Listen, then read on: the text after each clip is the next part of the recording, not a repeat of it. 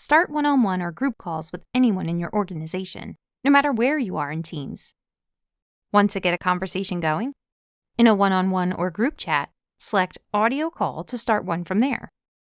You can also call someone with a Teams keyboard shortcut. Type /call in the command box and choose the person you want to reach. And if you see someone you want to call anywhere in Teams, hover over their photo and select Audio Call from their contact card.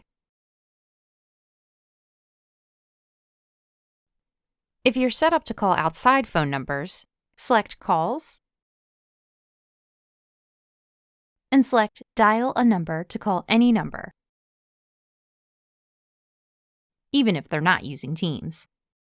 If you have missed calls or voicemails, select History or Voicemail to view or listen to them.